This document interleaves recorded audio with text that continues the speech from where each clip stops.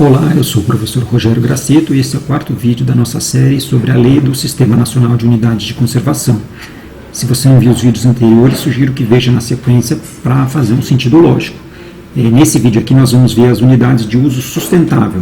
Então, se nós acessamos aqui a própria lei do Sistema Nacional de Unidades de Conservação, nós temos o grupo das unidades de uso sustentável, composto por 7 categorias. A primeira delas é a área de proteção ambiental, também conhecida pela sigla APA, que é uma área geralmente extensa e é a categoria mais suave de proteção.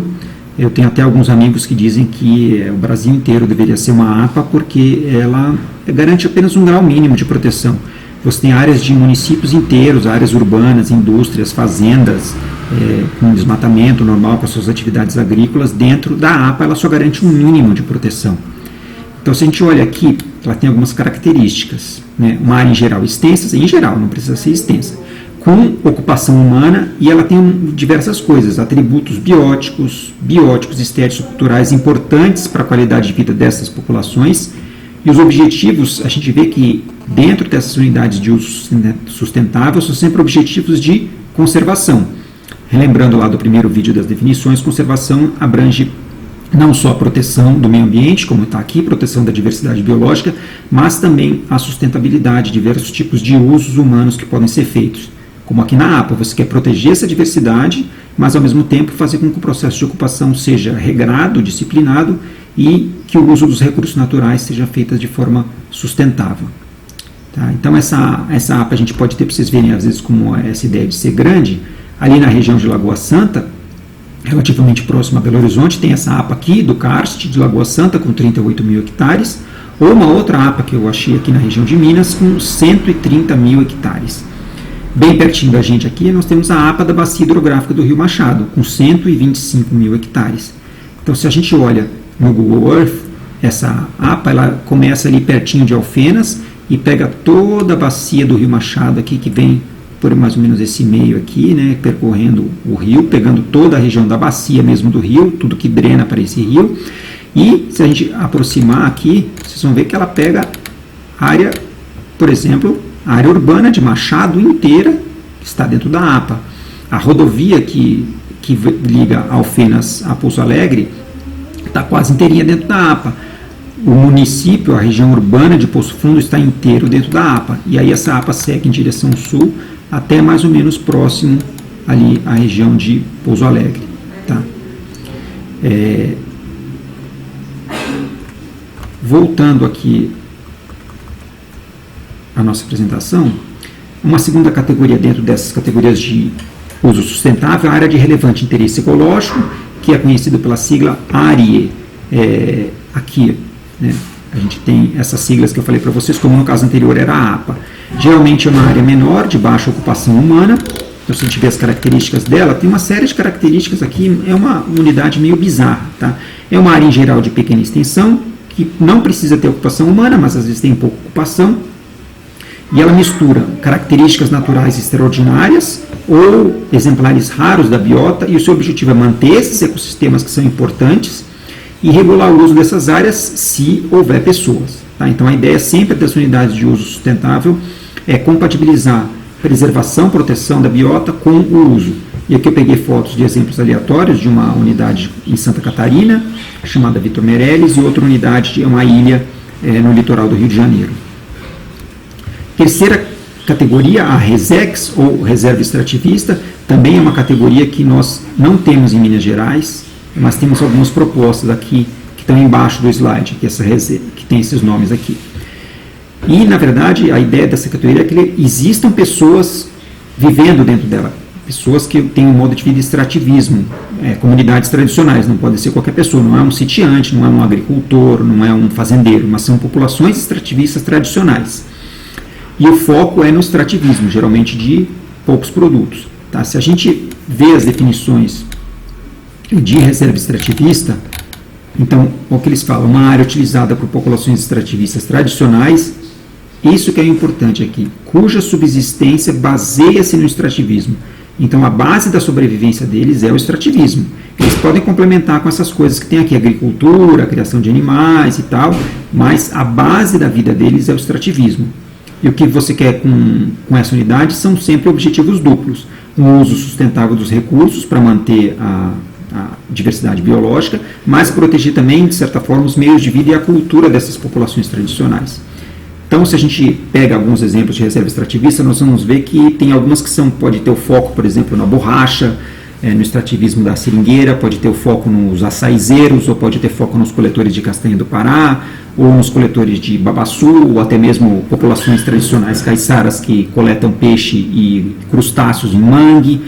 Mas o foco é o extrativismo, ou seja, você tem aquela população, quem é açaizeiro vive do açaí, quem é coletor de castanha vive disso, de coletar castanha. E às vezes complementa ali, tem a sua rocinha de subsistência, seus animais de criação, alguma outra atividade que ele faz quando está fora da época de produção, mas o foco principal é o extrativismo de um ou de poucos produtos.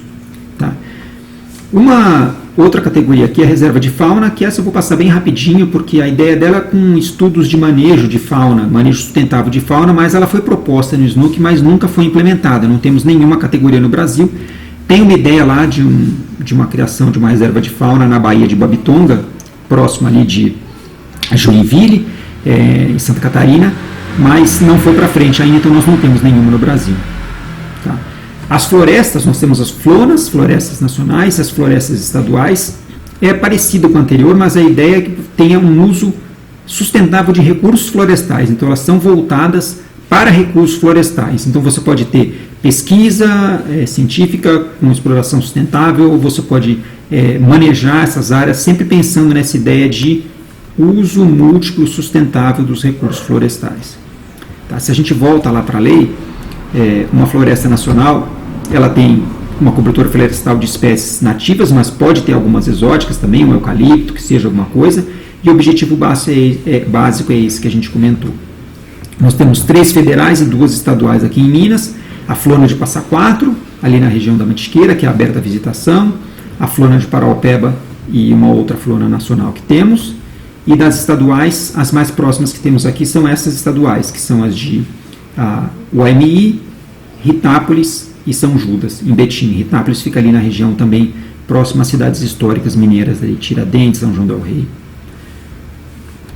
As reservas de desenvolvimento sustentável, conhecidas como RDS, das iniciais, elas são muito parecidas com a reserva extrativista, mas se a gente olha a definição que temos lá na lei, a reserva de desenvolvimento sustentável, ela tem populações tradicionais, como na reserva extrativista, mas aqui vemos que o foco não é o extrativismo, são sistemas sustentáveis de exploração de recursos naturais. Ou seja, tem um sistema complexo que envolve o extrativismo, mas envolve o manejo, envolve eventualmente caça de subsistência, a coleta, às vezes um plantio um pouquinho mais intensivo de alguma coisa para alguma coisa, sei lá, farinha de mandioca, que seja importante para a cultura local. Então, não temos um foco no extrativismo de um ou de poucos produtos, mas todo um sistema de exploração de recursos naturais. Uma das mais conhecidas, que foi a primeira reserva de desenvolvimento sustentável que existiu, e que deu ideia para a criação de outras, é a Reserva Mamirauá, que inclusive vários ex-alunos da Unifal já foram estagiários lá, que fica na calha do rio Amazonas, e que tem 1 milhão de hectares, então uma área bastante grande, onde vive não apenas uma comunidade tradicional, mas diversas comunidades, são dezenas de comunidades mais ou menos isoladas, e eles têm diversos sistemas de exploração. Então alguns se baseiam no extrativismo, outros pescam, outros coletam. Tem um caso muito famoso que eles fazem lá, que é o manejo do pirarucu nos lagos de várzea. Então a população local controla a população dos pirarucus, verifica quantos que podem ser retirados anualmente, quantos que podem ser extraídos. Eles têm lá todo um sistema de manejo de outros aspectos também, e uma aproximação muito forte com um instituto que chama Instituto de Desenvolvimento Sustentável Mamirauá, que ajuda as populações desse manejo, realiza pesquisas científicas e tal. Aqui em Minas Gerais nós temos uma estadual, Veredas do Acari, e uma federal, Nascentes Geraizeiras, todos na região de Cerrado, do norte e noroeste de Minas, aquela região, justamente a região das veredas. Nós temos aqui o Buriti, né?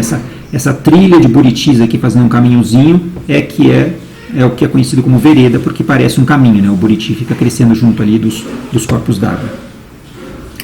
E por fim, a última categoria dentro do SNUC são as famosas RPPNs, porque elas são inteiramente em áreas particulares, elas são pedaços de uma propriedade, mas a originalidade dela é que elas têm que ser aprovadas. Não basta você querer criar uma RPPN, mas um órgão ambiental, que pode ser o ICMBio, o IBAMA, ou pode ser algum órgão ligado às secretarias estaduais de meio ambiente, precisam aprovar. E depois de aprovada, ela é averbada, quer dizer, ela é registrada no cartório com seus limites definidos e são perpétuas. Mesmo que o proprietário faleça e passe para os seus herdeiros ou que venda a sua propriedade, essa RPPN não pode ser alterada nunca mais. Uma vez decretado, é para sempre. Por isso que temos várias ONGs que fazem arrecadação ou têm projetos, captam recursos para poder comprar áreas de fazenda e solicitarem a criação de RPPNs. Aqui no estado de Minas nós temos, mas esses números estão desatualizados porque não temos um banco de dados consistente, 90 RPPNs federais e 255 estaduais. E aqui em Alfenas nós temos uma, que é a da Fazenda Jequitibá, e 5 em processo de criação. Aqui algumas imagens de algumas RPPNs de Minas, e na direita aqui a da Fazenda Jequitibá. Agora a gente pula para uma categoria que só temos em Minas, não tem em outros estados, então ela não faz parte do SNUC. Ela faz parte só do sistema do Estado de Unidades de Conservação, que são as áreas de proteção especial, a APEE, que ela tem uma finalidade de proteção de mananciais de água doce. Então nós temos 22 e uma em criação para proteger mananciais e recursos hídricos. Essa categoria, então, não faz parte do SNUC. É uma categoria só do nosso sistema estadual de unidade de conservação. E havia também uma outra proposta, mas essa nunca foi para frente, de criar uma categoria chamada Reserva Particular de Recomposição, para que você pudesse restaurar áreas degradadas por atividades agrícolas e tal. A ideia é bastante interessante, foi até uma pena que não foi para frente, porque nós temos muitas áreas degradadas por mau uso da terra, com vossorocas, com erosões, com perda de solo, por sobrepastejo, e seria interessante que tivesse um incentivo para os proprietários recuperarem essas áreas. Aí aqui agora, só para vocês verem, eu fiz alguns quadros comparativos, que eu vou publicar o PDF no nosso grupo lá, mas eu não vou passar por esses slides aqui, que as unidades de conservação variam principalmente nesses 4 aspectos aqui que eu coloquei. Qual que é o objetivo da unidade de conservação, se é permitido ou não visitação e que tipo de visitação é permitida, que tipo de pesquisa ou o que tem que ser feito para se realizar a pesquisa. Basicamente em quase todas é permitida a pesquisa, e de quem é a posse da terra, se é pública, se os proprietários mantêm ou não, se é desapropriado. Então, uma combinação dessas 4 características que caracteriza cada uma das 12 unidades de conservação que a gente viu aqui. Tá certo, gente? Mas isso aqui não precisamos ficar passando, eu vou postar esse slide no nosso grupo.